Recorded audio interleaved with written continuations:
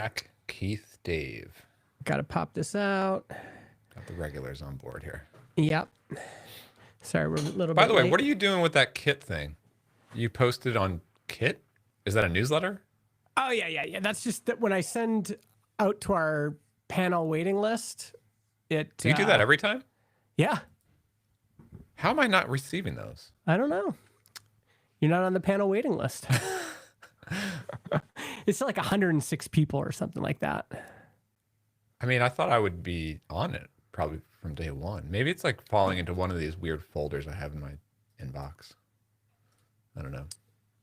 Yeah, it would be from Justin at megamaker.co. What's up, everybody? We're just getting set up here. We're a little bit, sorry, we were chatting, and then I said, let's just go live. Yeah.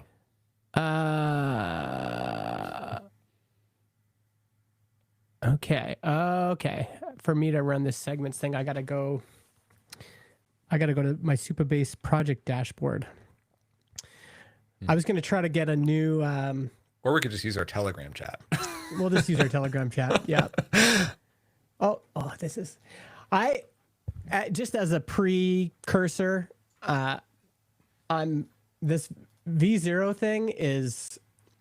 I showed this to you, but I'll just show everybody. I think this is the coolest. I just think this is the coolest thing. In terms of prototyping, V0 is a game changer. So Yeah. we've been wanting to redo the create episode UI for a long time. And so this is what that page looks like right now. It's quite long. There's a lot of fields. We want to simplify it. And we also want to set up things for the future, like being able to automatically recommend titles and show notes if people have the AI transcription add-on enabled. And so we talk, all we do is talk. And then, V0 has now allowed me to like say, I'm just going to build a prototype of this right now. This is what blows my mind is I gave it a prompt, which is help me to reimagine this page for simplicity, better flow, and better UX. So this is. So you screenshotted your current one. Screenshotted my current one. I also gave them the HTML. And then this is the crazy part. Let's actually move audio file upload above episode title, which, by the way, that alone, just being able to see that and go, that's definitely where it should be, is a big game changer. And before I would like be editing the DOM and, messing around with this and moving it around and whatever. But yeah, it's so like that's the thing is like these product ideas or UI ideas, you could say them, you could think about them. Yeah. You don't know if it's correct until you see it on the page. And if and like in the earlier days, it was, all right, now I got to rework this HTML, this layout just to see the idea. Yes. Here's what blows my mind though. I'd like to add a functionality where the audio file is uploaded and it's automatically transcribed in the background. Based on that transcription, suggest an episode title and show notes for the episode. The fact that this worked the first time and in a way that instantly is kind of like the paradigm I wanted to use is freaking crazy. So you select it's like it, a sentence, like 2 sentences you gave it. select an MP3. So first of all, the uploader works. Upload complete, just a really nice UI. Generating episode suggestions.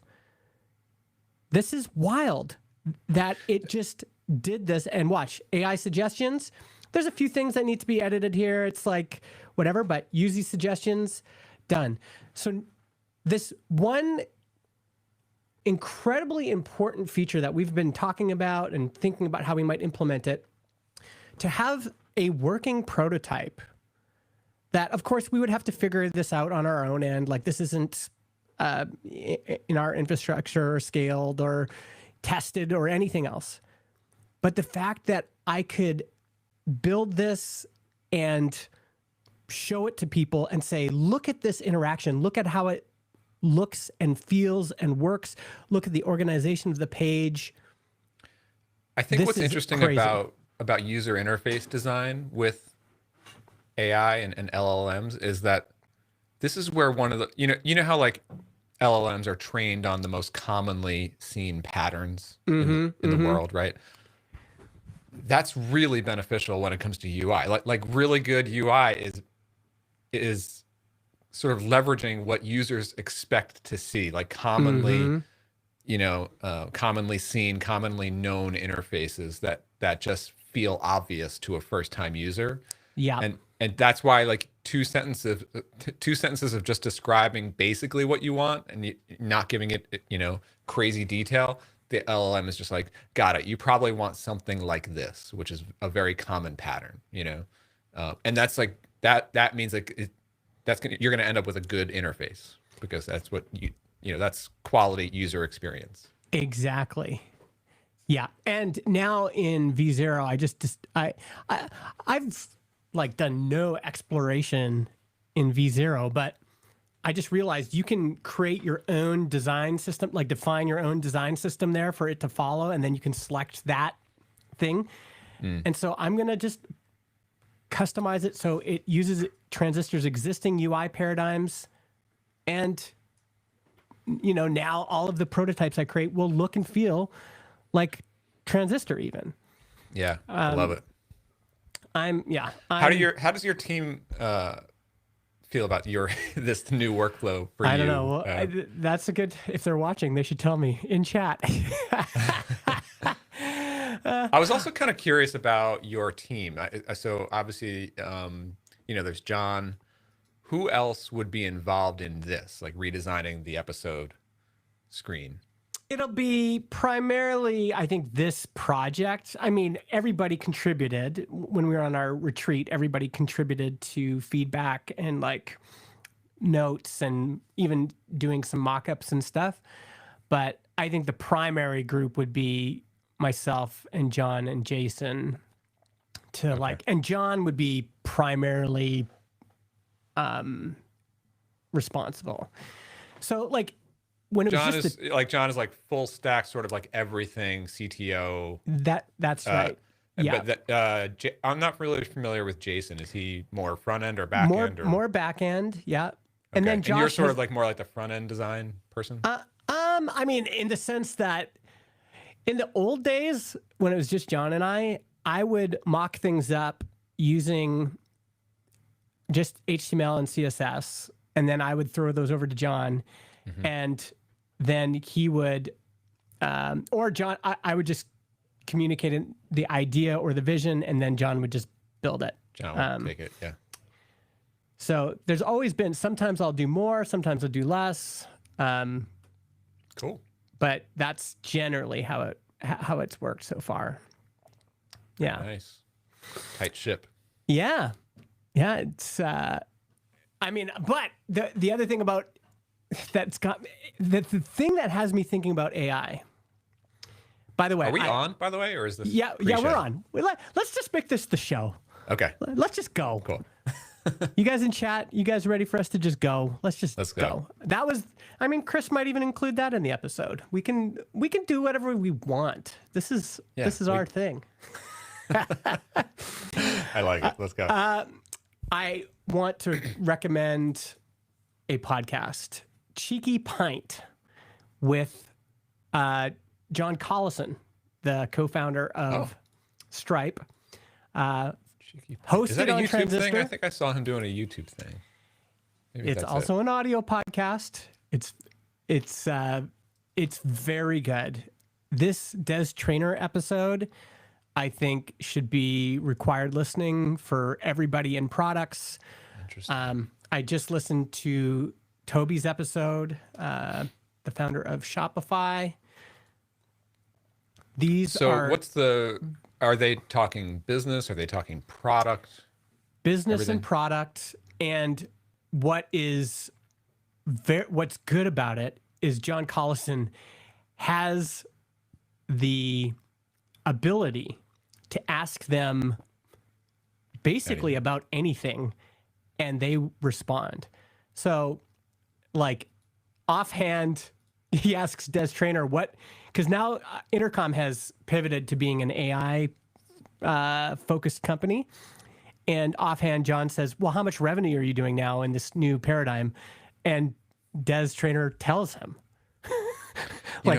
That's so, I got to tune into this. I did see clips of it pop up on my YouTube feed, but it's so, I've always been, like so many of us, I've been such a longtime fan of great interviews and great interviewers. Like one of my first, I think Andrew Warner is one of the all-time greats in our industry. And even outside of that, like I've always been a fan of like, I don't know, like Howard Stern and Lex Friedman and like just really great interviewers, right? Yeah. But one aspect of what makes a great interviewer or interview show, like another big favorite is Mark Maron with WTF, which is ending, I think, this month. One of the things that makes a great interview and a great interview show is the credibility or the position of the interviewer, right? Yeah. Like I might know how to ask the best questions in the world, but if I don't have this rapport or this standing with the person that I'm interviewing, the way that Collison does with his guests, it's huge. And what comes out of it, like even this segment here. So John asks Des, what are your other pet peeves when it comes to product marketing? Actually, do you want another pint? That's funny because they drink a pint while they're doing it. Yeah. And it's what comes out is just this raw, unfiltered authority on a topic. Like these guys are not bullshitting. They're not giving corporate speak. It's just like, this is the way it is. Let's talk about that. And further down, he goes, what kind of person succeeds in product at Intercom? And by the way, you can I'll paste this into our show notes here, right at this point in the transcript. I don't know if you guys know this, but there's deep links to I think here. This is really one of the magic things about podcasting in general. And again, it's this interview format, but it's not like just anyone can do it. It's like you can really catch lightning in a bottle when you get usually two like just really credible high level people just talking like it's just the two of them talking, but it happens to be recorded. I mean, like another one that a favorite of mine right now on YouTube is LeBron James and Steve Nash. Oh yeah. They've been doing, and before Steve Nash, it was JJ Redick. He took the Lakers coaching job. So Steve Nash took his place. We're talking about like two all-time great NBA players interviewing each other. And they're talking like the most technical basketball conversation. Like I'm a lifelong basketball fan. I can't understand half of what they're talking about. Like they go deep, but it's just like fascinating, Yeah. That's I love stuff like this, especially when it's done like so much branded content or honestly, podcasts by CEOs are absolutely terrible because they're too safe. They're so boring. I want to hear raw, unfiltered, but authoritative, like folks that know what they're talking about and they are allowed to just speak freely. Yeah. That is the best. That's what made Steve Jobs such a compelling figure, is that even compared to Bill Gates was always a little bit more careful. And you could just tell, like if Steve Jobs was annoyed, you could tell he was annoyed. Excited to tell you about why he's annoyed. Yeah. And there's something about that that's so great. I mean, just like one more example, like I'm a huge fan of the Smartless podcast, just like so many other people in the world. Like, why does this show actually work? It's because it's three Hollywood people, just the three of them, their chemistry is fantastic on air. And then they have a fourth, and we're talking about like Hollywood people, musicians, comedians, but they're just talking shop. And we never get to see, we only get to see them in the TV shows and movies that they're in. We never, or if they're like promoting their show, obviously that's fake and they're just doing junkets and stuff. But when they're just talking on the Smartless podcast, they're bullshitting, they're having fun, they're talking about the business. It's fantastic, Yeah. Yeah, man. But to transition. Now that Sora 2 is out, none of us are going to be doing any of this anymore. I think this is fascinating. I don't know. Have you joined it? Have you been on it? I just took your invite code you gave me, and I joined. What's there I funny- am as a 90s gangster. Oh, there's rapper. you right there. This is awesome. Hold on. I got to watch this. Oh, yeah. This is so great. Okay, so that's me like jumping out of a helicopter, snowboarding down some mountain. By the way, All right, ready to I sent that video to my 3 friends who I go out to Whistler with. Yeah. I was like, hey guys, I've been practicing on the off season. Get ready.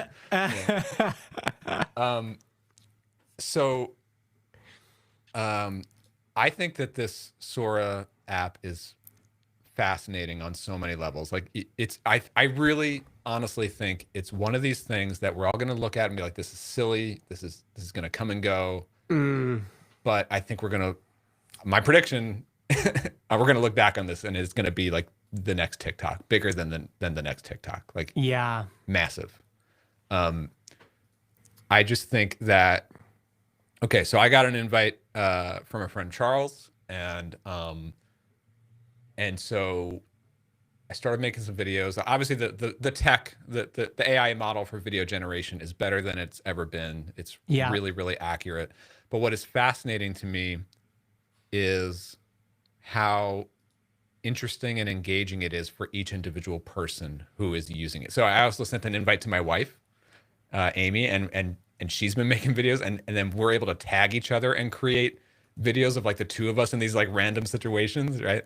Because you can have, they call it a cameo, and you can like allow certain people to put you in their videos with permission and stuff.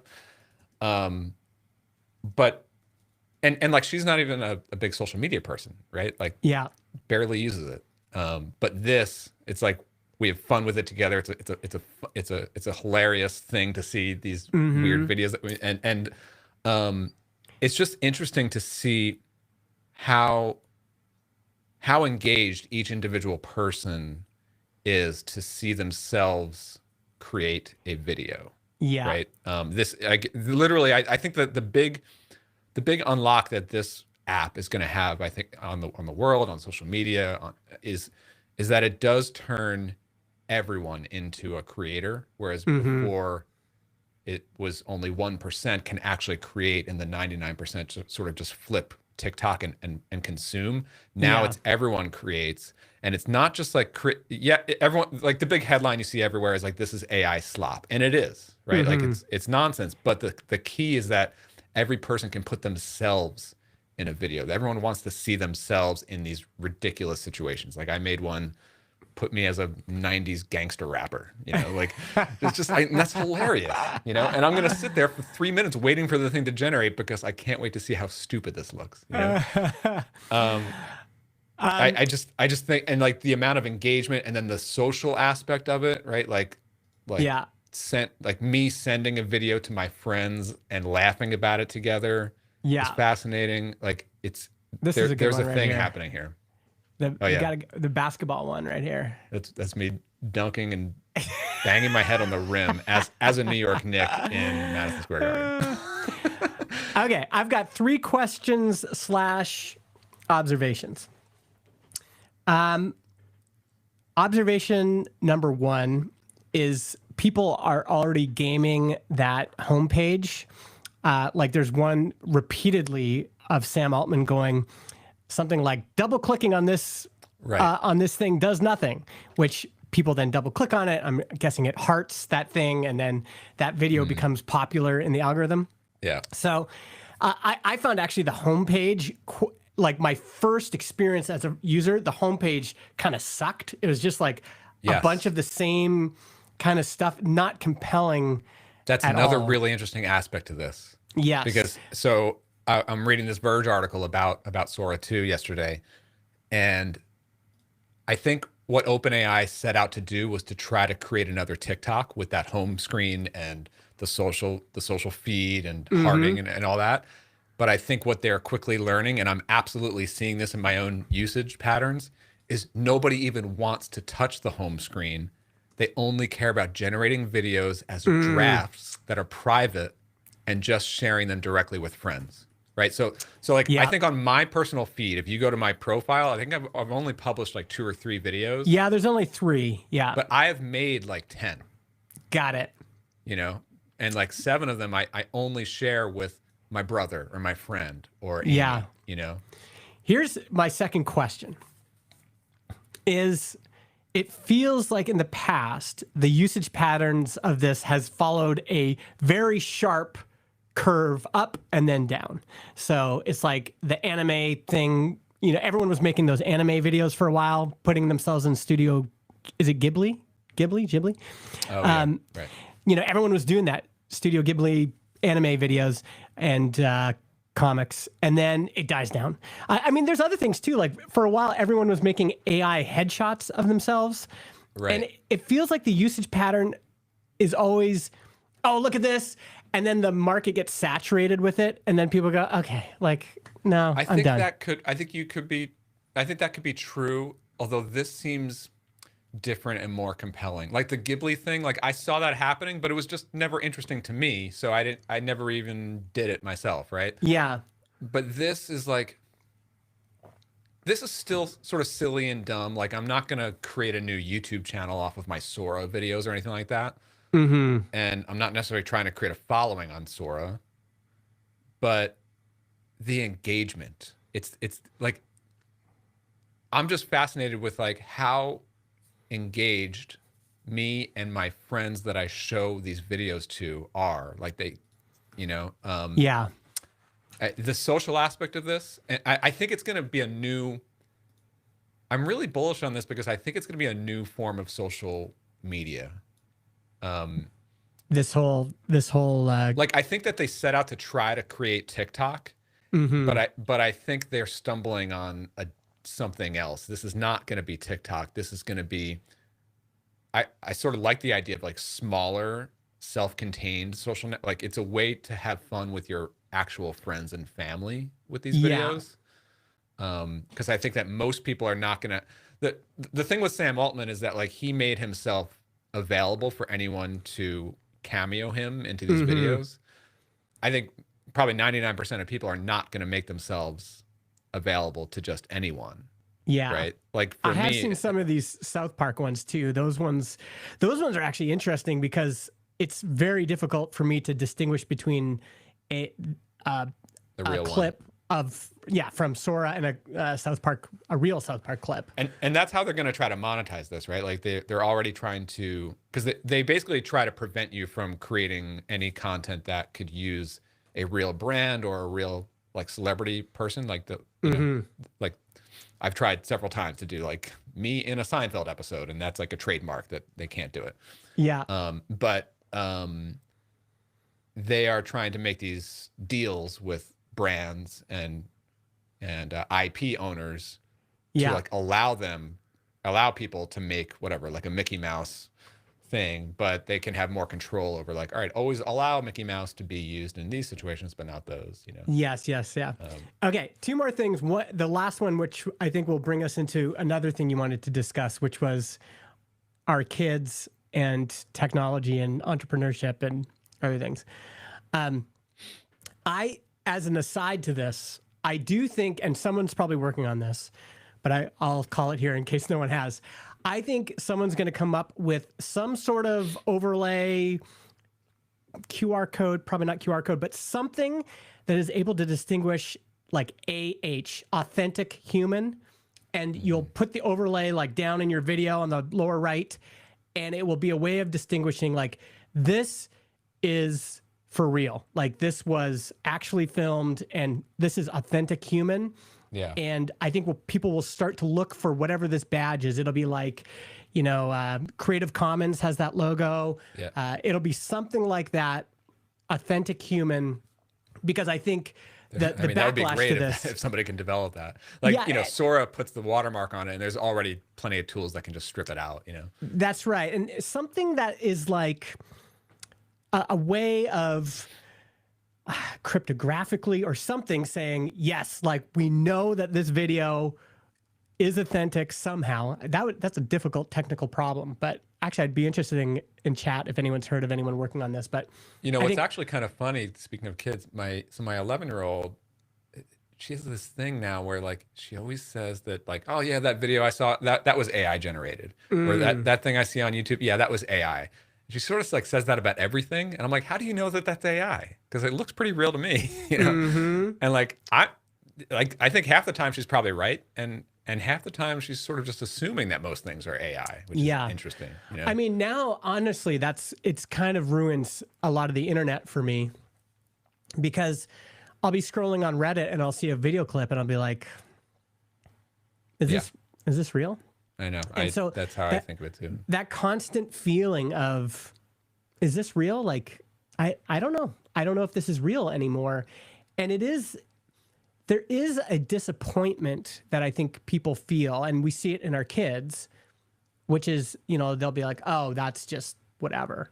And it's like, man, or I wonder if there's going to be something, I don't know what it would be, but something that people figure out can absolutely prove that they are real, like at the time of filming, right? So like there used to be the thing of like, to prove that this happened today, I'll hold up a newspaper of today's homepage of the New York Times, right? To like prove that like this photo was taken, on October 9th, 2025, because I have today's newspaper.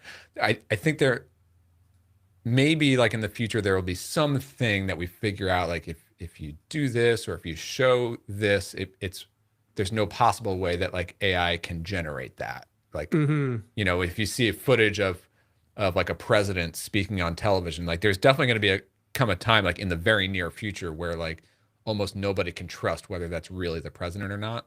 Yeah. Jeez. Like that. I think that's the big fear for me, at least, is I mean, like already, but like it's gonna be like that. That's the thing that can really spark some dangerous stuff. Is like world leaders. In terms of fatigue, that's like just even trying to get some news on. It used to be like, if you want to look at like protests in Illinois right now, it used to be that you would see the news story and you'd be like, okay, that's what's happening. But then you would go to Twitter and then you would get a feed of like real citizens on the ground recording shit that was going on, or a live Periscope, and they're recording live. Now, like, we have no idea what's actually happening. Like it, in some ways, it's going to make me rely on kind of more, it's not entirely a bad thing, but more high level, generic mass media, because it's like, who can I trust? In this case, I can't trust the person uploading a clip to Reddit anymore. And that's been my stance on most news as well, is like I tend to lean toward the biggest, most trustworthy, most unbiased institutions.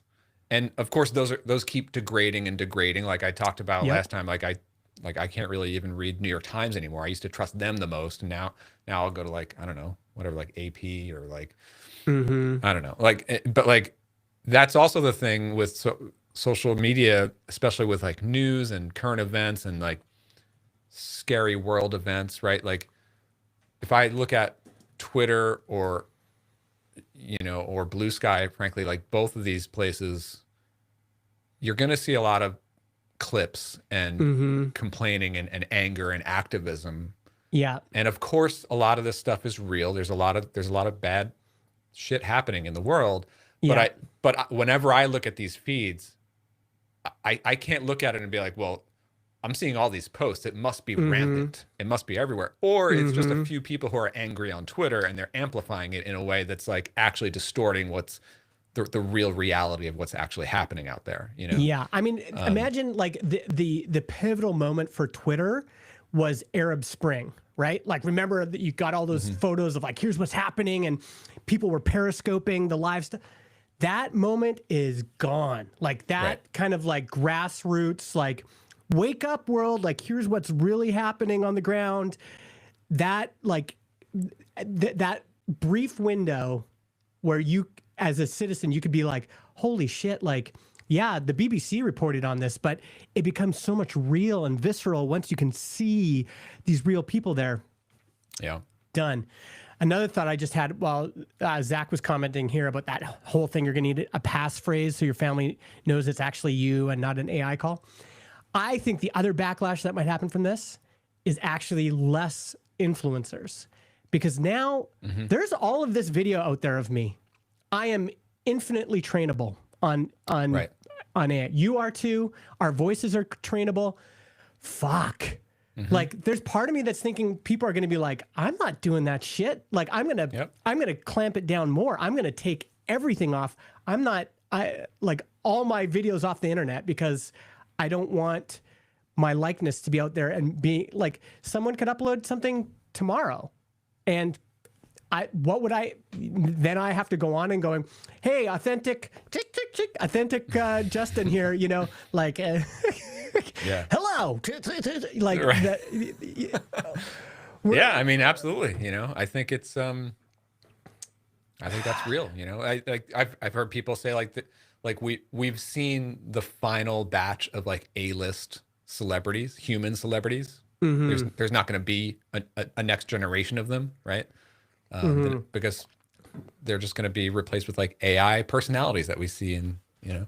Yeah. I don't know how I don't know how much I totally buy that, but well, I like personally I can see the attraction because you know, Emmett was saying you know, we'll all have pen names. Yeah, not just pen names, but we'll all have multiple AI avatars. Like, here's who I am on YouTube. It's just you know, I could be anyone. I could be a mech warrior that talks about politics. That's way safer in so many ways than having my real likeness. There is, I mean, even right now, just in this, I'm sure this is going to evolve in all sorts of scary ways, but right now, like, you know, I could look at the official Justin Jackson YouTube channel, and I know that you personally are only going to post things that you want to post. So when there's like the Justin Jackson 2 YouTube channel, it's like obviously fake, right? Like, and we see that. I get tricked by that all the time on YouTube. It's like, I think I'm pulling up an ESPN clip or something, and it's like, and it's not actually the official channel, right? So I guess I guess at least that's one layer of like authenticity, is like, you know, if it's coming from the official verified channel or whatever. Yeah. You know. I think there will also be demand for, in addition to this like kind of verified human overlay, there's going to be so much more demand for like just the verified profiles, and having even a central, maybe blockchain version of my verified thing where I can say, these are the verified places I speak, and anything that's not signed cryptographically with this is not me. And and putting massive pressure on the platforms to remove. I mean, like someone could start a OnlyFans with my likeness, right? It could blow up. I'm not saying anyone should do this, but that's going to be a problem. Like, all of a sudden you're going to have, you know, Justin Jackson feet pics on, and it's like that it's already like, and it's also going to become like so rampant that like whatever, like people can sue, like it'll be so far beyond the reach of just basic lawsuits. Like right now you'll see things like celebrities like suing OpenAI for creating voices that sound remotely close to someone's voice. Yeah. But eventually there's going to be so many companies that have the capability to generate any voice or any likeness. You can't just sue everyone in the world. Like it'll be beyond the reach, right? So but anyway, we figured it out with the blockchain. So yeah, I think fixed it. Junta's like, you got to stop saying these things to the internet and tempting fate. I'm saying this shit so that smart people like Junta and everyone else in chat solve the problem. Listen, John and I solved podcast hosting. Can you guys just go and solve out all these existential threats to... we just gave you the whole roadmap right here. Yeah, so Go ahead. One final thing that I think will get us into our chat about kids, because I stressed out about this too. So I've said that I have... my son is taking art fundamentals right now, hoping to get into animation. My next My daughter's into that too. That's cool. My next youngest son is also really into animation and making movies and everything. And it is scary. So I'm on this Framer email newsletter, and he's like, just tested a new storyboard collage trick on Sora 2. I'm blown away by the results. You click through on, where do I do this? I think it's on Twitter. Yeah. So what was interesting to me about this is he's demoing this. These animations look pretty good. Oh, you can't see it. Sorry. How come you can't see that? I could see. I see your email. I don't know. Yeah, sorry. I clicked through on the here. I want to show you the Twitter thing that he's sending. So this example of this, how this storyboarding thing actually works, and what kinds of products can get created from it, pretty impressive. Yeah, I mean that's like a show my kids watch. It looked, and he's got multiple examples of this, right? Like different examples of different scenes that are being created. And being able to keep the same characters consistent throughout, being able to reuse characters in, and I think what he's doing here is he's showing these initial shots, kind of set it up, and then that's how you get the consistency with these close-up shots and everything like that. It is, I'm interested to hear what you think, but I'm a little bit further ahead than you because my kids are older. Mm-hmm. The thing that's resonating in my brain is the recent college grads I talked to who went through comp sci say, I wish ChatGPT hadn't been around so that I could have learned to do things the hard way, because now I'm lazy. I haven't been able to create those pathways. I just overly depend on ChatGPT. I don't really have a fundamental understanding of how it works because I haven't spent the time typing it and doing it. Mm-hmm. And I worry about that. And it's interesting to see my kids, like my son who's in art fundamentals right now, he's working his ass off, like drawing, like it is the hardest, most disciplined, like you have to spend, his instructors basically say, you have to spend 3 hours of extra time a day on top of your classes, just doing deliberate practice, going to like live model drawings, like it is thousands and thousands of hours to even become relatively good at drawing. And that is still true. So part of me is like advising my kids, you do need to do things the hard way. And it's almost more important now. Like you need to shut off all this shit for a while and just focus on the deliberate practice. On the other hand, I also want to tell them, like, I didn't send this to my son, but I also want to be like, dude, we also have to be thinking about this. This is real. This is for sure by the time you graduate, animation studios are going to be using this. Yeah, they're using it now. I think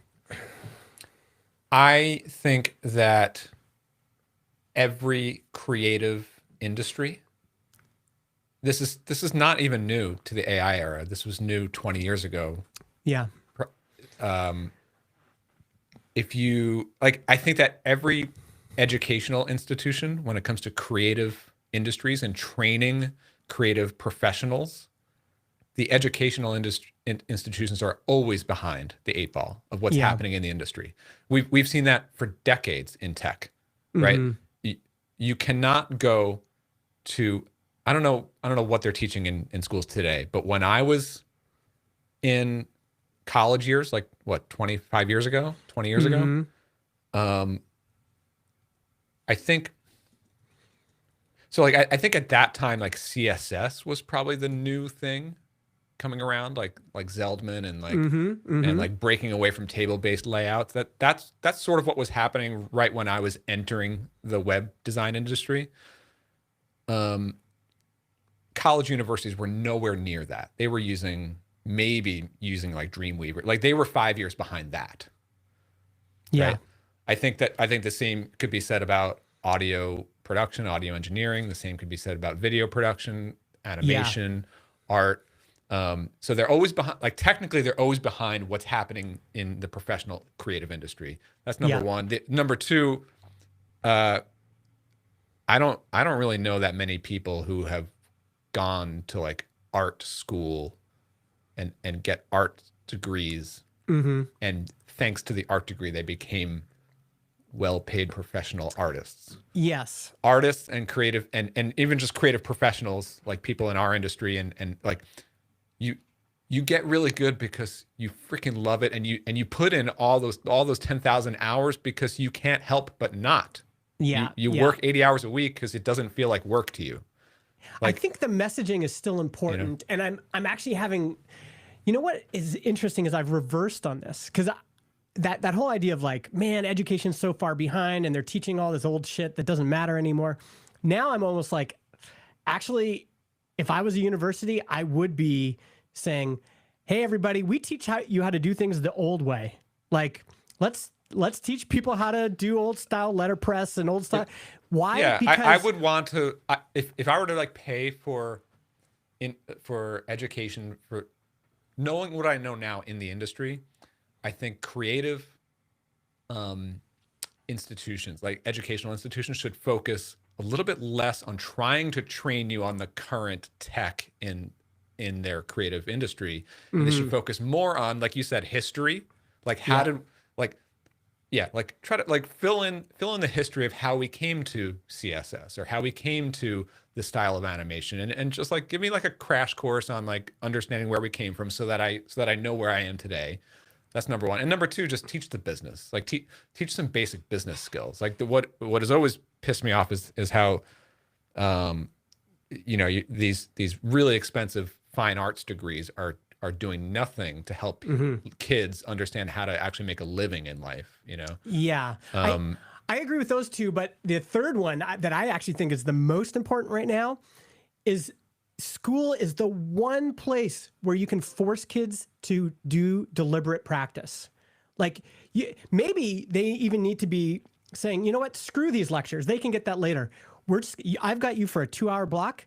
I'm going to force all of you to sit down and write an essay while I watch. Or I'm going to force all of you kids to sit down and just practice drawing squares for a couple hours, because deliberate practice is the hardest thing to do in life. I think I have a different view on that point, and that is, if you need to be forced to practice, you're not going to make it. Here's the thing. In the old days when you had mentors or you were an apprentice, you might have had a passion for woodworking or a passion for cabinet making or whatever else. I even look at my kids. They got lots of passion. But the role of a good coach, or even my son is in football now. This is a good example. So my son wants to play football. He's got the energy and the passion. He's just like, yeah, get me in there. But you need to refine that energy through deliberate practice. The only person that can make him practice deliberately the way that he needs to be, because he doesn't even know how to practice, is his coach. His coach goes, we are going to run these drills over and over and over again. Well, coach, I don't want to. I just want to like run and, tackle people. No. I think We're that going to run drills because I'm in a position where I can basically make you guys practice in this way. Okay, but I actually don't see that as the role of a great coach. Of course, a basketball coach is going to have you run drills and stuff, but but it's a great basketball coach, or any coach, is not going to make their team great because they force them to run a lot of drills. It's because they gave them the right strategy, right? And so I think that because the best players, they love running drills, because they just excel at it. It's so easy for them. It's so the best players in any creative pursuit or any athletic or business or anything, they just do it because they have to. It's part of them. The hard part for young people and old people too is like, you need mentors, you need strategists, you need to be sort of course corrected, or but help you figure out like what's a waste of time and what should I be focusing on. Part of mentorship is just, here's another example. I took English AP in grade 10, 11, 12. And grade 11, 12, I had the same teacher. And she literally got us to write probably 100 essays both years. We'd come into class. She'd like, okay, I reviewed your essays. Here's what you guys need to work on. Write another one right now. We wrote so many essays over and over and over again. And I hated it. I absolutely hated it.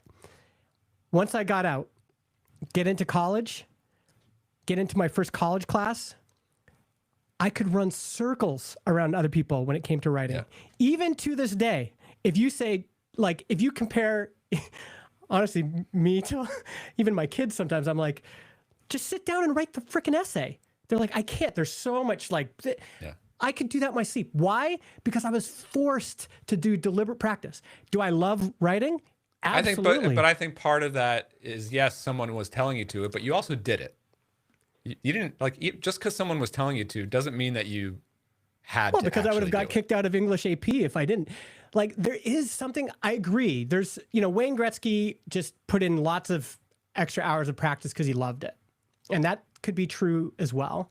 Because they're driven by something else. Like they're, but it's not. It doesn't always work that way. Sometimes you just have somebody who's way more advanced than you, who's a guru, a mentor, a coach, a teacher, who's looking at you and all your raw, naive energy, and going, "I know that you just want to. I know you think you're a good writer right now, but actually, the strategy you need is I'm going to make you write an essay."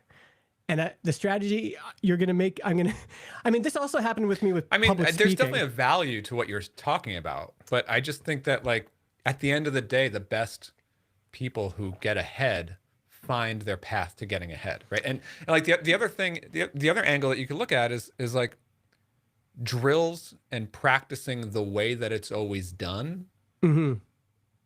It might help you build some muscle. Might help you build some stamina, but it's not going to help you build your voice or your style. That comes later, or your differentiator. Like that comes later, though. Like that's like, again, not. There are cases where individuals just have the drive to do all of this on their own.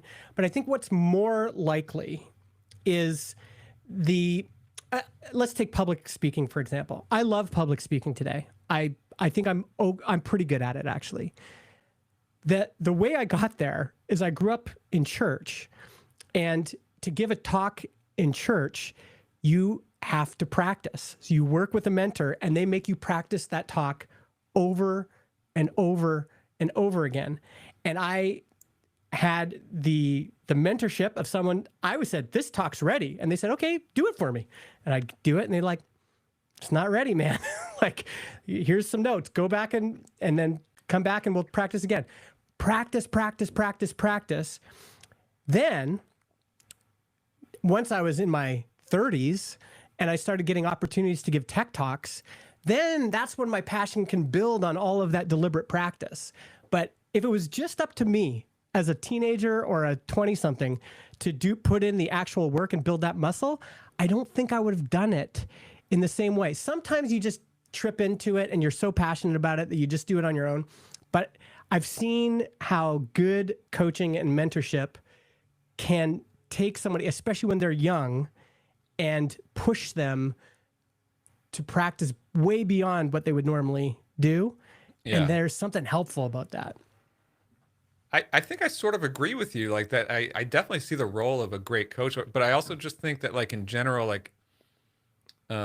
what's the famous thing from Seinfeld? Like he was brought into some college or high school class on either public speaking or acting and a bunch of, it was like a class, or it might have been like how to become a comedian type of class. And they brought him in to speak, and like, what's the secret to becoming a comedian? And he was just like, "I'm sorry, if you're sitting in this class, you're not going to become a comedian because professional comedians don't go to a class to become a comedian." Yeah, I mean, there's counterfactuals to that. Like there are, if you listen to Mark Maron long enough, there's comedians who took comedy classes, and they're like, "I know I'm not supposed to admit this, but I took a bunch of comedy classes." Yeah. And I think that it's like the coaching can happen, classes can happen. You can go to school for the thing and you end up being successful. But ultimately, to me, like the people who actually end up being successful, even if they went to a class or two, or even if they had the coach, at the end of the day, it was themselves that figured out how to excel, how to jump past the rest of the pack. And Yeah. the only way you do that is by creating a lot of stuff on your own and driving yourself. You know? Yeah. I'm just saying, I think behind those stories, even Wayne Gretzky had a father that was really pushing him. And so on one hand, it's like, wow, Wayne Gretzky. Well, just that's what I mean. own. Is like there's some deeper driver, especially for athletes. There's a lot of like I'm driven to prove myself, or or yes, to prove but the also, doubters, right? Like yes, but also a dad that's waking up and waking you up and making sure you get to practice. Like there's the idea is that I don't think there's a pure form of this self-bootstrapped passion that leads to the discipline all on its own. If it does, that is so incredibly rare. I agree. I mean, of course, I see it like my kids. Like I want to, like, I definitely. It is definitely like when you're growing up, and like you do need to have coaches, parents, like teach discipline and teach the value of putting in hard work, of course. But I just ultimately think at some point, I think part of it is like buying into the coaching, buying into the hard work, right? Mm-hmm. Like, because you can be drilled again and again and again, but it's like if somebody's gonna have you run 100 drills of whatever, the first 50 are going to just feel like a slog no matter who you are. Mm-hmm. And the second 50, the real players come out. Yeah. Because half the pack is just going to be like, this is so terrible, I have to quit. And then the real players are just going to keep going with the drills and keep and sort of want to be coached even more. You know what I mean? Yeah. And that part is like, that as a parent, I think that's actually the hardest part is the other part that I'm struggling with as a parent is like, if you look, I'm oldest of 4 kids, and I would say the 2 older of us, we both were way more kind of entrepreneurial and whatever. And then the younger 2 are, I'm still very self-actualized people, but less entrepreneurial, less on that side. And I think there is part of, as I want good things for my kids, I'm also trying to be careful that I'm not saying like, you have to be this magical entrepreneurial success, because obviously this is, even of 1,000 good people that are passionate about entrepreneurship and are quite skilled and et cetera, out of 1,000, maybe, I don't know, 100 might build a business that actually is significant. And then even a smaller percentage would build something that's big. It's just like, your odds are better than the NBA, but it's still. And this is the other thing that is worrisome about AI is like, our world needs jobs. Our world needs just like regular jobs that people can go in, and if they're good, strong, skilled, self-actualized people who just don't want to be entrepreneurs, there needs to be something for those people to do. Yeah. I think and it's hard for me to know. Obviously, your kids are older than mine. So mine are 9 and 11, and yours are in high school and college. And so I don't really know what to expect at that age in terms of relationship and mentoring and helping them navigate life and all that kind of stuff. But I do find that it's like a little bit hard to relate to know when.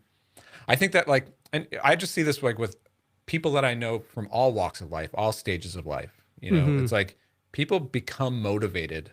I feel like that, like motivating factors, whether it's motivated to start a business or motivated to do well in some other career, or, I feel like motivation changes over time. Yeah. And no one person can know A, what motivates another person really deep down, and B, when motivation is going to strike. I know. As a parent, that's really so frustrating, because you just desperately want to be able to, if you could orchestrate it, you would, and Yeah, that's the hardest thing about being a parent is the I think it even like just outside of like the parenting thing, but just like because we just see it with like people in our industry trying to spew advice to other people in our industry. hmm That's what always gets to me is like nobody could possibly know what is motivating other people yeah. and where they're actually coming from. And hmm one thing I'm continuously learning myself, but also sort of just amazed to think about how influenced I've been. Like this is something I don't know here in my 40s that I think a lot about now about like where I'm at in my career and my work and my business and how much like what exactly were the most influencing factors for me that led me to the decisions that I made and to the motivations that brought me to doing this business versus that business or hmm selling or not selling or doing this or that, right? Like um I can just look back at like a string of like, sort of like influential moments or influential people who've entered or left and re-entered my life at different times. And so if I look at other people in our industry who might on the surface seem like they're so similar to us, like somebody who hmm does exactly what I do, right? Like maybe they're in a similar type of job, type of business, but their last 20 years still have so many different influencing factors, hmm different people, different mastermind groups. They went to different conferences. They come from a different place in the world. Yeah. They come from a different family. Like or their experience with business A was different than my business A, so their business B is going to be very different from my business B, and they're going to make different decisions off of that. I just there's just so many different factors that like it's so hard to sort of hmm Yeah. like that. That's the thing with advice. Like I could share what has worked for me or what I think makes sense in my mind, but there's hmm no possible way for me to know how my advice will land with you. I Yeah. can. That's why I do think sharing stories is helpful. Yeah, I mentioned to you beforehand, I was just reading Tony Dinn's newest newsletter. yeah. Tell me about that. I highly recommend this, getting on his newsletter. I mean, I think folks will be familiar with him. I He's feel like I've the seen the name, but I haven't really followed him until you sent it today. he's the guy. There was like before Elon took over Twitter, there was like this kind of eruption of indie hacker content, and Hmm. a lot of it was garbage. But Tony was one of these people that was like, "Hey," I think he's from Vietnam, and he was just like, he was working in public and sharing kind of what he was doing, and he built this app called TypingMind, which I purchased at one point, and yeah, It's he is crazy. These like he's doing he is doing incredible. So I remember him talking about the early revenue for it, and I was like, even though it's $3,000 a month and 5,000, now it's making $130,000 to $160,000 a month. And that's now unreal. the a lot of these are one-time purchases, but now the recurring revenue from the B2B team version has exceeded 50% of monthly revenue. So let's Oh, just interesting. say this is 70,000 to 80,000 MRR business, like actual recurring revenue. But Yeah. So for listeners, I was just looking at this today, sort of for the first time. I might have seen it around before this, but like, okay, so this product Typing Mind, it's sort of like an interface for mhm, chatting with all the tools at once, right? Like you yeah, can chat with OpenAI, you can chat with Anthropic, you know, in one interface. It's yes. got a bunch of other like power features and stuff built into it. Yeah, the And I best guess chat it's for like, UI for all AI models. Yeah. yeah. And so I guess on the consumer side or like the individual user side, he's selling it as a one-time lifetime fee Mhm. starting at 39 bucks, like up to 99 bucks, which is like Mhm. if you're thinking about these as like one time and you get lifetime access, that's Yeah. how do you make a business on that? And then Well, because there's eh, because ChatGPT is an $800 million MRR business. I mean, yeah. So like, you just got to be doing the just crazy massive. volume, and then I guess he has this Teams side, which is the SaaS version, which is, I don't know what, like $100 a month, up to like $200 a month per Yeah, user, or like something like that. how do you get to the team stuff here? Okay, so Yeah, I didn't even see it at first. where's the pricing here? Okay, he's got a whole other thing. It's like a whole other site somewhere. I don't know. Yeah. Okay, $83 a month, $166 a month. Oh, that's so it's $99, $199, $299 per month. Yeah. And I think there's a free version. Like, you can just start using it There's without a free even trial. logging in, I think. 14-day free trial on the Teams version. And then, oh, sorry, I wasn't sharing my screen. Yeah, 14-day free trial on the team version. And then on the... But the individual one, if you just like sort of close out of the sales page, you could just start using it, I think. Okay. Let's just see here. So I can just start new chat. Oh, yeah, it's right down here. Yeah. Yeah, like it won't say, like you're not logged in. What is the best podcast about bootstrapping with the word panel in the title? Okay, it asks me to enter an OpenAI key. Yeah. Anyway, like, so you've been following him since like the beginning of this business, probably? Yeah, I think it was even before. He had this product called Black Magic that I think was like a kind of a Twitter posting tool. Oh, okay. This is that guy. Yeah. And so he got that up to $5,000 a month in 2022.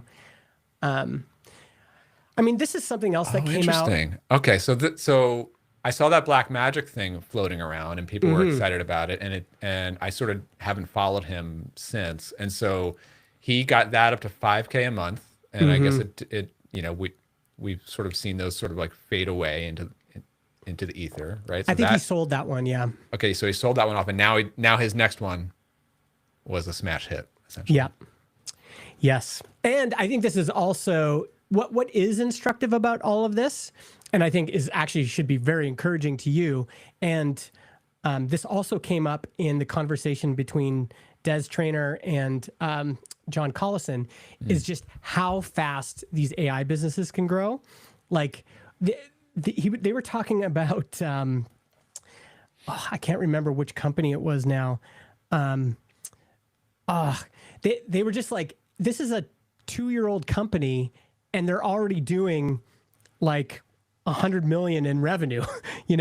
Like they're like, this used to be like you would go public at 100 million in the old days. But even this one, this bootstrapped one, Tony did, like, to be at 150K a month. He must have started this in what, 2022, 23? 2023, yeah. So 2 years. 2 years. Yeah. Like at this rate, he will pass Transistor for sure in the next couple of years. Like that is wild to me. Like in this short little window, it's... So my question on like looking at this business, again, I haven't really been following him. Where does so it's hard to accept the simple premise that like building around the space of AI is your ticket to 150K into a month. Like just that alone can't be it. Like, what is the distribution? How do you get that high of volume? Yeah. Well, he says I can see how it's solving an important problem that people like. That's got to be a big part of it, right? This but is still, wild. It's like most of my sales are from word of mouth. I've been attempting other marketing channels from time to time, but so far nothing has worked for me. In my latest paid ad campaign, I've spent $600 so far, resulting in only 2 conversions. I really suck at marketing in general. You're just quoting, but I'm not worried too much about it. I believe that if I can make an exceptionally good product and have a decent initial user base, that might be the actual key. Customers will come naturally. I think, okay, like I just want to say something about that. I think that I think that's probably very true. Yeah. What he's saying here. And the little that I know about this product, which I literally was just looking at it today, I think for the first time. What it gets right is it does solve a simple problem in a simple, like people want to compare answers from different models, from different services at the same time. Um, and I guess I could see, I think when he says like it's literally just the value of the product and the word of mouth, like that is literally where word of mouth comes from. Word of mouth only happens if it's genuinely solving a painful problem in a unique way that people just can't help but talk about, right? Mm-hmm. And I think that's probably true, you know, and I think that's where you get this like lightning in a bottle, like, oh, I don't do any real marketing. It's just word of mouth. Now, there definitely is some actual marketing fire that must have happened that people either don't realize is happening or like he probably had some Twitter juice in the very early days that helped it get started, you know? Yeah. I mean, I just asked ChatGPT, how did this thing become so popular? Where's my yeah. So it said the perfect timing play, right? Yeah. Oh, sorry, this is Claude. TypingMind was built in one day after ChatGPT's API release in March 2023. So he was early. The API came out. He was like, I'm building on this. And he captured that early wave of enthusiasm. And so but just to be clear for listeners on that point, like, yes, he had the brilliant timing, but he still got the problem right, because there were a lot of products at that same time just wrapping ChatGPT. Yes. And this one did something a little bit different. Yeah, you know? the product was actually good. Yeah. Yep. Yeah. Bring your own API key was interesting because then he's not paying for tokens. So he figured out business model and like positioning around pricing and value and all that stuff is so important. And he just found this combination that made sense. People pay him for this portal, basically, that allows them to connect to their existing ChatGPT account that they have, use their own tokens, and he's just the interface, right? Yeah. Yeah. I do think it's still instructive in terms of us. One is just that, yes, having a big market that's increasing and growing and has a large total area is not sufficient. It's necessary, but not sufficient. You need other ingredients. But I do think it should be encouraging for you with like you're building. Maybe we could talk about Agent OS now. You're building I do Agent feel OS. some of that like natural energy for sure. Yes. Like demand. This is definitely the first real feeling of a wave in a market that I've felt in any of my businesses. So you know, and what it means, what that actually means day to day is like there's a wind at my back. Like I haven't even built half of what I want to actually build in builder methods in terms of like what it's going to offer, what the product is going to look like. I'm not even close. Even Agent OS, I just released 2.0 sort of quietly this week. I'm going to do more of a splash next week with a video and stuff. But like, I'm pretty happy with 2.0, but like, it's still the beginning. Yes. But people are coming in naturally every day. They're coming to the YouTube channel. You know, I am getting those subscribers every day. I'm getting, paying customers for a product that barely even exists already, you know? Yes. It's definitely lighting a fire under me to like I constantly feel the urgency of like trying to deliver on this promise every day. There's so many projects that need to get done in order to ship everything. Yeah. Sorry, did I miss it? Is 2.0 out? Yes. Woohoo! I deployed it 2 nights ago. All right. I'm going to give you some of these little clapping emojis here. Oh, I'll give you one of these. Celebrate too. Congrats, man. That's awesome. I'm looking at the site now. Version 2.0 changes. This is live. It's here. Live. The only thing I haven't done yet really is record like the official new video, which I'm hoping to record tomorrow and then get published on YouTube next week. And once that is out, I'll do like the actual like, hey, like here's an email broadcast about it and everything. But I did send it to my Discord community for the pro members, and people are finding it on GitHub, and a couple people found it on Twitter. I haven't really tweeted about it, but it's been like, it was a huge lift, huge project to get this out, both Agent OS 2.0 itself and this new doc site that you're looking at. Like Yeah. every page on here has gone through multiple iterations of edits to make sure that it's as clear as possible. By the way, your stuff always looks incredible. Like in terms of it being thought out and complete and well designed, I'm always impressed at how fast. I mean, to you it might not feel fast, but how fast you're able to produce this kind of volume and quantity is crazy. I appreciate that, man, and it is a little it is a little bit crazy to me, like how much I stress over things like font size and colors, and like how can I make this clear and easy to read? You know, like you'll see a lot of these pages. I'm just gonna like nerd out on some stuff here. So like if you go to like the installation page, yes, yeah, like the headlines with the number labels, and then like other ones have like different versions of those labels and the copyable, code snippets, and like looks so good. Like to me, like, yeah, these are like little bells and whistles and stuff, but like as a user, as a customer of a product, this is what I want. I want to just go to the docs and get the information I need quickly and easily. I don't want to like sift through or wonder why half of it is not documented. So I went through multiple rounds of it, and I heavily used Claude to help me write stuff. Yes, but even that I went through like multiple rewrites and reorganization of stuff. Dude, this looks great. And yeah, so what's your plan now for like getting it out? You're gonna make the video? Is that just the video is sort of like the final piece of like this big project of getting it out. So I'll get the video out next week. I'll do like a broadcast email. Then it's on to like the next phase of development in Builder Methods, which is, I think. And also I have an October workshop on October 21st. Okay. Which is going to like also be a deep dive into Agent OS. Is that on? Where can people find out about that? So click on resources. Yeah, go to workshops. Okay. The second one down. Nice. Yeah. So even that one, like back to the demand thing, the wave. So this one right now is on sale for $37 a ticket. Yep.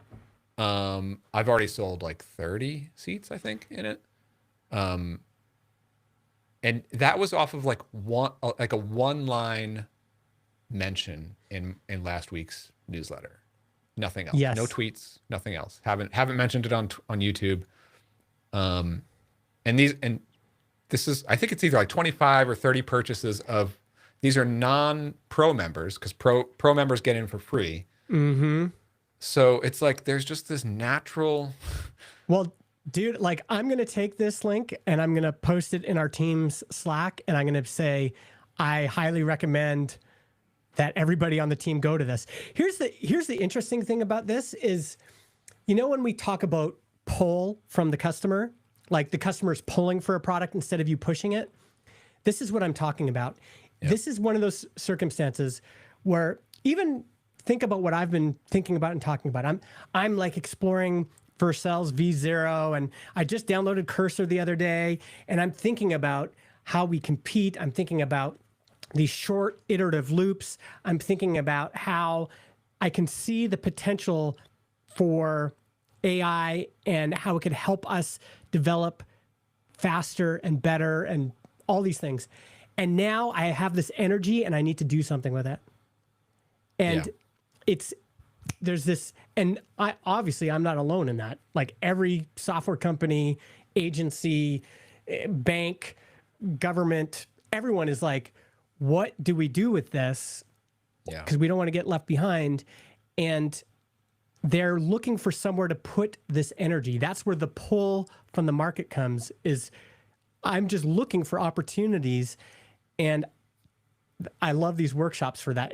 It's like a natural place to like put some energy and go, just to go, like people are just hungry to learn. And I keep getting comments on the YouTube videos and everything. And you'll always get your share of like snarky, annoying, negative YouTube comments, but like there's a lot of just real people who are just consuming as much, professional developers who are just consuming as much content as they possibly could, because it's just a topic that they are hungry to learn, hungry for like what's happening right now, like this month, Yes. So Yeah, yeah, dude, like this, it feels good to have this like wind at my back. At the same time, I feel like it puts even more pressure on me to act as fast as possible, which is yeah, difficult. yeah, So I think the next phase now, with Agent OS, like Agent OS took too many. It feels like it took me too many weeks to get it out, but I'm happy that with where it ended up. yeah, Now it's on to the next thing, which is doing the workshop. But then I want to develop. I need to really start developing the content for the pro members. So I don't think it's going to be like big courses, really. It's just going to be like a series of training videos, and they might even just be more project based, right? So I am going to be building a bunch of tools using Agent OS.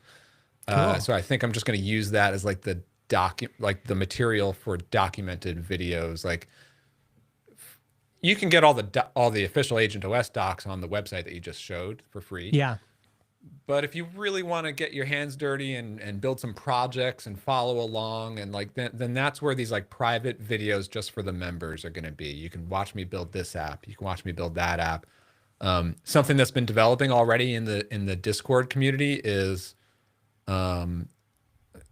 like we've been talking about this. So like in Agent OS, there's this concept of defining your standards. There's a folder called standards, and that's where I put all of my coding standards for how I want my Rails applications to be designed. Like I love that. I always I always write Tailwind in this way, and I always have these weird opinions about how stimulus should be done. And so I put all that into my standards, right? Then there's other people in the Discord who are like Python developers. There's other people who are like Laravel developers. And so like everyone's going to start to share their own standards. That's cool. And there's gonna be like a channel for Laravel, a channel for Rails, and like so people can just like share these like, Is there a tool or a process for taking an existing code base and saying, can you develop the initial spec from this initial code base? Like there's some good ways to do that. Yeah, the first core command, if you will, in using Agent OS is called plan product. Okay. So that's like before you even get into planning features, you just plan the product. And what that generates is your product mission statement, your product roadmap, and the tech stack. And that can be done for a brand new product that you're starting up, or you can install Agent OS into your existing product. It's going to analyze your code base. It's going to, and you can write up the mission, and then you can just update the roadmap to be like, this is where we're at in it. I'm going to become a pro member today. I'm in. I'm in. The other thing that's great about this is, I flip flop on AI every week. I see I'm existential crisis and see it as a threat and a negative, and then flip to, wow, this is great. But as soon as you get a taste of even what I was showing earlier, like here's how I built a prototype in 30 seconds, and once you get a taste of that, you're like, damn, like I want more of this. I want to get this going in our existing Rails project. I want to get this going in this Laravel project. I've got old apps that I built 5 years ago that need to be fixed. I want to get that. Like you just get this hunger, and yeah, then you're like just looking for somewhere to put that energy. So yeah, man, that's awesome. I'm like excited to like transition into like the next phase of like, because my vision for not only the business, but for what I'm doing day to day is like, I want to be building apps. I want to be building tools, and I want to be creating videos. Yeah. That's what I want my job to be, and that's what I want this business model to be built around, right? And so up until now, spending all this time just on Agent OS, it felt a little bit like, yes, this thing is like core to my business, but I'm not actually able to build real tools because I'm so busy building Agent OS itself. So I have a long list of like small tool ideas that I want to build that I'm also going to use these as projects that I document and make videos for the members on. Yeah. But also things that the business needs, right? So like one thing is like, I have all this content on YouTube. Every YouTube video I do really needs to also be a blog post on the site. Like I really, I should just have a tool that I could just feed a finished YouTube video into, and it just generates a blog post with all the little details that I want on it. Start to get some SEO juice on the site going. And by the way, that is a perfect kind of place for your natural propensities, which is, I can imagine this thing automatically generates a blog post, but then you could have a productized person that you've hired to come in and like, now I'm like hire somebody to actually make those blog posts great. Like you don't have to do all that work. You could be hiring a human. AI could also do that. Well, AI could do it too, but I think there's still going to be AI plus humans is going to be super Well, powerful. I also think that there's a difference between actual blog posts and more like articles. Like, because the YouTube videos, I script them out. I basically write an article. I just read it onto the camera. Those are more like informational, educational articles. And then there's like blog posts, which is more like what I write in the newsletter. Because that's the other thing is every Friday I send my newsletter for Builder Methods, and there's a personal message from me, and that's just like sort of my current quick opinion about something, and that should be a short blog post on an actual blog, which right now it's only self-contained in the newsletter. So like just little systems I need to start to put into place. There needs to be some email automation on the back end of like after you become a subscriber. Right now I have one automated email, but there's got to be something that promotes Agent OS, something that promotes Builder Methods Pro. Just trying to put assemble these things like one little piece at a time. Yeah, and that's the hard part is like you can feel a wave coming, but you have to paddle out and get it. Yeah, exactly. What do you got going on your end? I think we should end on whether or not we could go to a cabin in the woods with no phone or social media. Pascal in the chat just said, is this the support group for people who are too much on their phones? I mean, Aaron, this is the segment of the show where we're just going to react to whatever Aaron and Ian talked about last week, right? So if you haven't heard it yet, this was one of the all-time great episodes of Mostly Technical. Aaron recapping his vision quest, if you will. Yeah. And I really resonated with a lot of his takeaways, especially the creative mindset stuff. And I told him that, but I'm sure I'm not alone in this, in listening to it, and how he was describing how he went to this cabin or whatever with no phone, with no internet, with no computer, and spending multiple multiple nights and I'm convinced that I am incapable of going even just an hour of just me and my thoughts. Can't happen. Yes. I need mental stimulation. I mean, and I'm a total addict, and that needs to be fixed. So I think what is so great, I mean, this is what's great about podcasting. This is what's great about working in public, which can really just be, I'm going to engage with the public on a topic, but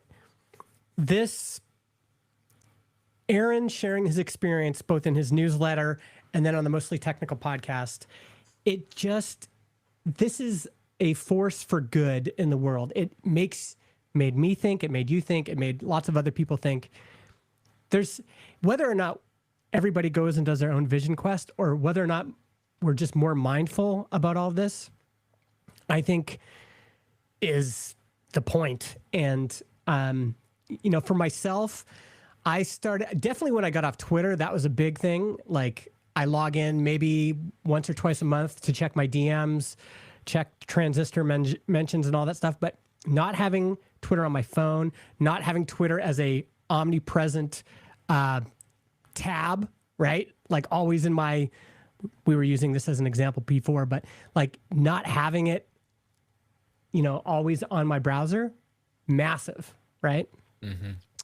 And See, like that part of it, I feel like I don't have the same pain point that a lot of people express. Because I definitely agree that like I've been extremely bored with the content that I see on Twitter. And yeah, I don't think that it actually prevents me from like getting a lot of good work done and making my hours count when I'm here in the office. I feel like I'm pretty good at like pushing distractions away, even though I do still check Twitter like quite often throughout the day, but I don't get sucked into it because I get bored with it within a minute. yeah. So I still just come right back to the work. I But do I do find the thing that I do resonate with and feel like is the frenetic energy of like yeah. and sort of like the urgency of like why do I have to keep working so hard on so many projects in such a compressed amount of time? Like I do wish I had a little bit more space to breathe, you know? Yeah. I mean, I think, I mean, we talked about this last episode or the episode before, even, you know, this idea of having a sabbatical, this idea of having some time to, I mean, I'm not religious at all anymore, but I've thought like, I've been thinking about going back to church just to sit in a pew and be bored. Yeah. Like not go on my phone and just be like in this place and just like look at stained glass windows and like being able to stop the fire hose of everything for a moment and just let my brain rest. I can see, you know, why we need that as humans. And I can see why it's helpful to have moments in our week where we have that and maybe doing it as a retreat. I also think that I've removed all the social media apps from my phone. And what's interesting is it definitely, like I take out my phone, I'm like, oh, nothing here. The problem is I still have Reddit on there. I got to take Reddit off because now I just find myself going to Reddit all the time. So it's like your brain is just looking for like, oh, I can't have Skittles. Well, give me M&Ms. Oh, I can't have M&Ms. Well, give me chips. Yeah. Oh, I can't have chips. Like we're just like, what's in the pantry? And we look around and then it's like, okay, well, you know, I keep going down in the pantry until I get to raisins, you know, and then I'm eating raisins. But it's like we can limit what we're exposed to, and I do find that helpful. See, I also treat like checking that stuff as the mental breather, right? So I work on something creative, like difficult and creative for half an hour or an hour, and then I'm like, all right, I need a breather, and that's when I'll open up Twitter, or I'll open up my email inbox, which is not great. Like what happens is Twitter, I'll open it up for 2 seconds, be bored, and I'll shut it. Email, I'll open it up and I'll see a bunch of emails. A couple of them are important from people that I know I need to get back to, but I'm pretty good about like saying like, okay, I'll handle that later. But now I've seen it. So now it just planted a little seed that I know is just going to stick in there, and that adds up to 5 or 6 emails it just adds some mental weight, and I don't need that. Have you done solo retreats at all ever? Like strategic, like for business purposes, if you will? I mean, what I have done is, you know, I travel a lot for conferences, and what I have done is take extra time before or after, like a couple days, to just be by myself and just spend lots of time walking around or sitting in my hotel room, or so cool. I have done that. I would like, especially to do for a more conference, because it's like so social. It's a good way to decompress or pre-compress. I'm trying to also just do this more in my daily life, or my weekly life I work for myself. Like there's days where the best thing I could do for myself is just take 2 hours and just go on a really long walk. And so I've tried to do that more too. But I do think there's something about this idea of going to a cabin or something. People are joking in chat about using Zach Gilbert's Wisconsin cabin to do that. And I was even thinking like, there's these hacker houses and, people start these kind of hacker retreat centers or whatever. It's almost like we need the opposite now. We need like, here, I'll set up a place for you to go, and it's like there's no Wi-Fi. I've done it a couple times.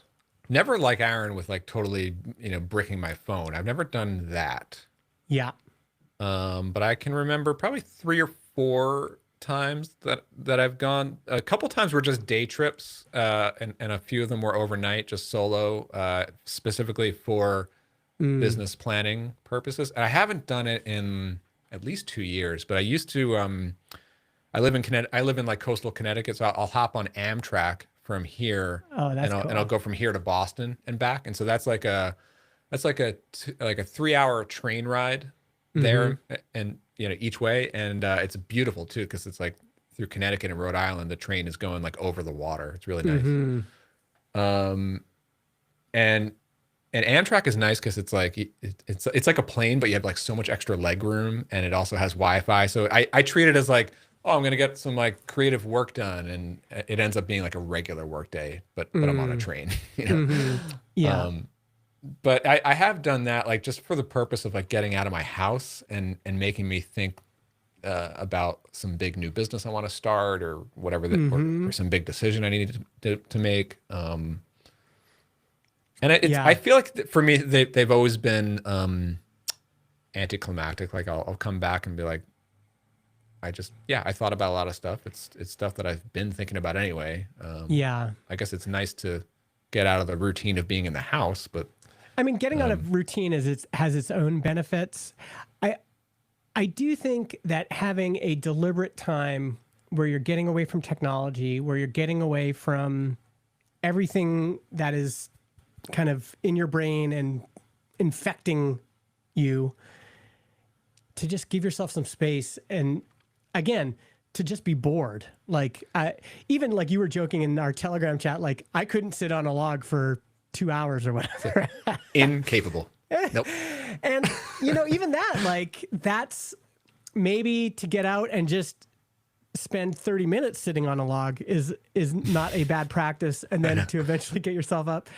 I think that's where travel comes in. Let's just like this weekend. This is why I love travel, whether it's road trips or plane trips.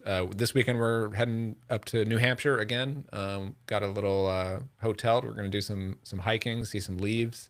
Yeah. It's something we try to do every October, and I'm going to drive like 4 hours, and we love it. Like we this is with the family and everything, but like it's this is one of those chances where it's like I'm going to be driving for 4 hours, just but it's, of course, it's like with the family, and it's with music and or podcasts playing. So it's not exactly like like a meditation, but it is a way to like force me away from day-to-day work. And then we like to we also like to do these we travel a lot, but we sort of just live normally but in other places for a few days, right? Like we'll do a hike.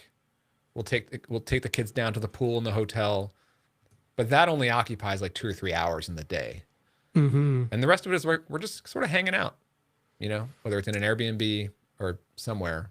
We're not like packing the day with back-to-back stuff, but it is a way to like break away. And I'll bring my laptop, but it's like I'm not going to use it all the time. And it's like it's just different enough to break away from the routine.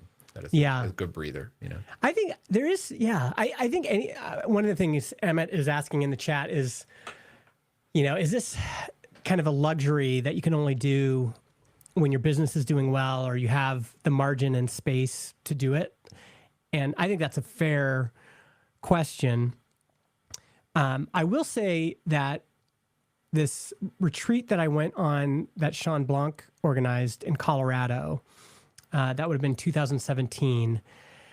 It wasn't solo, but this retreat had a substantial impact on my life.